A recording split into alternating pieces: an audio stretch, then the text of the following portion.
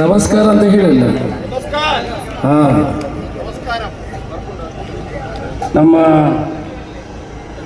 ಅಶ್ರಫ್ ಅವರ ಚುನಾವಣಾ ಪ್ರಚಾರದ ಸಭೆಯಲ್ಲಿ ಭಾಗವಹಿಸಿರುವಂಥ ಈ ಭಾಗದ ಜನಪ್ರಿಯ ಪಾರ್ಲಿಮೆಂಟ್ ಸದಸ್ಯರಾಗಿರುವಂಥ ರಾಜಮೋಹನ್ ಉಳ್ಳಿತಾಯಿ ಅವರೇ, ನಮ್ಮ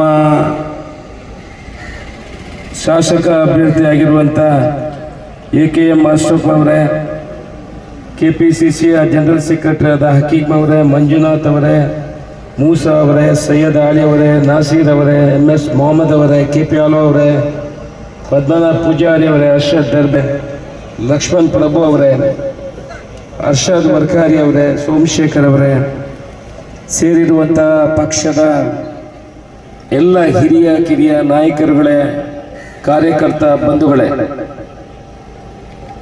ನನಗೆ ಮಲಯಾಳಮಲ್ಲಿ ಹೆಚ್ಚು ಮಾತಾಡಲಿಕ್ಕೆ ಬರುವುದಿಲ್ಲ, ಜಾಸ್ತಿ ಚುನಾವಣಾ ಭಾಷಣವನ್ನು ಮಾಡಲಿಕ್ಕೂ ಬರುವುದಿಲ್ಲ. ಆದ್ದರಿಂದ ಗೊತ್ತಿದ್ದಂಥ ಒಂದು ಎರಡು ವಿಚಾರಗಳನ್ನು ನಿಮ್ಮ ಮುಂದೆ ಹೇಳಲಿಕ್ಕೆ ಇಷ್ಟಪಡ್ತೇನೆ. ಅಶ್ರಫ್ ಅವರು ಒಬ್ಬ ಒಳ್ಳೆಯ ಕಾರ್ಯಕರ್ತ ಅಂತ ಹೇಳ್ಬೋದು. ಯಾಕಂತ ಹೇಳಿದ್ರೆ ಬರೀ ಈ ಮಂಜೇಶ್ವರ ಭಾಗದಲ್ಲಿ ಮಾತ್ರ ಅಲ್ಲ, ಬಹುಶಃ ಇಡೀ ಕರ್ನಾಟಕದ ಅರ್ಧ ಭಾಗದಲ್ಲಿ ನಮ್ಮ ಉಡುಪಿ ಮತ್ತು ದಕ್ಷಿಣ ಕನ್ನಡ ಜಿಲ್ಲೆಯಲ್ಲಿ ಇಲ್ಲಿ ಕೂಡ ಅಶ್ರಫ್ ಅವರನ್ನು ಅತ್ಯಂತ ಮೆಚ್ಚುಗೆ ವ್ಯಕ್ತಪಡಿಸುವಂಥ ಜನಗಳು ಇದ್ದಾರೆ. ಇವತ್ತು ಭಾಷಣ ಮಾಡುವಾಗ ನಮ್ಮ MP ಅವರು ಹೇಳಿದರು, ನಮ್ಮ ವಿರೋಧ ಪಕ್ಷದ ಅಭ್ಯರ್ಥಿ ಆಗಿರುವಂಥ ಸುರೇಂದ್ರನವರು ಹೆಲಿಕಾಪ್ಟರ್ ಅಲ್ಲಿ ಬಂದು ಇಲ್ಲಿ ನಾಮಿನೇಷನ್ ಹಾಕಿ ಇಲ್ಲಿಂದ ಹೋಗಿದ್ದಾರೆ ಅನ್ನೋ ವಿಚಾರವನ್ನು ಉಲ್ಲೇಖ ಮಾಡಿದ್ದಾರೆ. ನಮಗೆ ಯಾರೂ ಆಗ್ಬೋದು, ಯಾರಾದರೂ ಇಲ್ಲಿ ಅವರು ನಮಗೆ ಬೇಕಾಗ್ತ ಪರಿಸ್ಥಿತಿಯಲ್ಲಿ ನಾವಿದ್ದೇವೆ. ಇವತ್ತು ಹೆಲಿಕಾಪ್ಟರ್ ಅಲ್ಲಿ ಬಂದು ನಾಮಿನೇಷನ್ ಮಾಡಿ ಇಲ್ಲಿಯ ಜನರುಗಳನ್ನು ಮನಸ್ಸಿಗೆ ವಿಷ ಬೀಜವನ್ನು ಬಿತ್ತಿ ನಾಳೆ ಅವರು ಮತ ಗಳಿಸಿ ಆ ಭಾಗಕ್ಕೆ ಹೋದ್ರೆ ನಮಗೆ ಶಾಸಕರಂತ ಹೇಳಿದ್ರೆ ಅದು ನಮ್ಮ ಊರಿನಲ್ಲಿರಬೇಕು. ನಮಗೆ ಬಹುಗಾಗ ನಮಗೆ ಕಷ್ಟ ಕಾರ್ಪಣ್ಯಗಳಿಗೆ ಅವರು ನಮ್ಮನ್ನು ಸ್ಪಂದನೆ ಕೊಡುವಂಥವ್ರು ಆಗಿರಬೇಕು. ಆ ನಿಟ್ಟಿನಲ್ಲಿ ನಿಮಗೆ 24 ಗಂಟೆ ನಿಮ್ಮ ಏನಾದರೂ ತೊಂದರೆಗಳಿದ್ರೆ ಅದಕ್ಕೆ ಸ್ಪಂದನೆ ಕೊಡುವವರು ಅಶ್ರಫ್. ನೀವೆಲ್ಲ ಈ ಪಲ್ಲ ಭಾಗದ ಈ ಮಂಜೇಶ್ವರದ ಜನ ಏನಾದರೂ ತಪ್ಪು ಮಾಡಿದ್ರೆ ಬಹುಶಃ 5 ವರ್ಷ ನೀವು ಅದಕ್ಕಾಗಿ ಪಶ್ಚಾತ್ತಾಪ ಪಡುವಂಥ ಪರಿಸ್ಥಿತಿ ಬರಬಹುದು. ದಯಮಾಡಿ ಎಲ್ಲರೂ ಅರ್ಥ ಮಾಡ್ಕೊಳ್ಬೇಕು. ಸುಮಾರು 5 ವರ್ಷದಲ್ಲಿ ಸುಮಾರು 560 ಕೋಟಿ ರೂಪಾಯಿಗಳ ಅನುದಾನವನ್ನು ಈ ಕ್ಷೇತ್ರಕ್ಕೆ ತಂದಂಥ ಅಶ್ರಫ್ ಅವರು ಇವತ್ತು ಯಾವುದೇ ಹೋರಾಟ ಜನಪರ ಸಮಸ್ಯೆಗಳು ಬಂದಾಗ ಅದರ ಪರವಾಗಿ ಹೋರಾಟ ಮಾಡುವಂಥದ್ದು.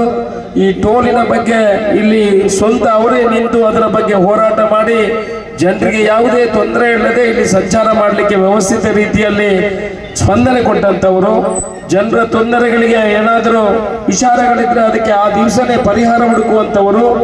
ವಿಧಾನಸಭೆಯಲ್ಲಿಯೂ ಕೂಡ ಹೋಗಿ ಜನರ ಸ್ಪಂದನೆಗೆ ಮಾತಾಡುವಂಥ ಒಬ್ಬ ವ್ಯಕ್ತಿ ಇದ್ರೆ ಅವರು ಅಶ್ರಫ್.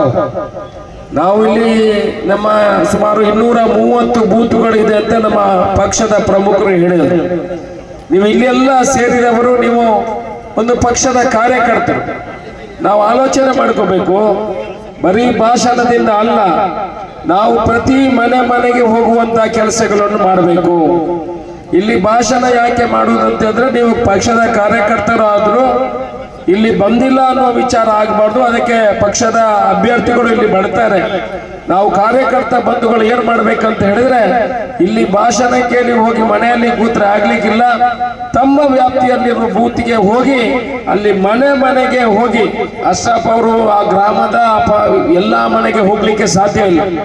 ಅವರು ಮಾಡಿರುವಂತಹ ಕೆಲಸ ಮುಂದೆ ಯಾಕಾಗಿ ಅವರಿಗೆ ಮತ ಕೊಡಬೇಕು ಆ ವಿಚಾರವನ್ನು ಹೋಗಿ ನಾವು ಮನೆಗೆ ಹೋಗಿ ಹೇಳುವಂತಹ ಕೆಲಸಗಳನ್ನು ನೀವು ಮಾಡಬೇಕು.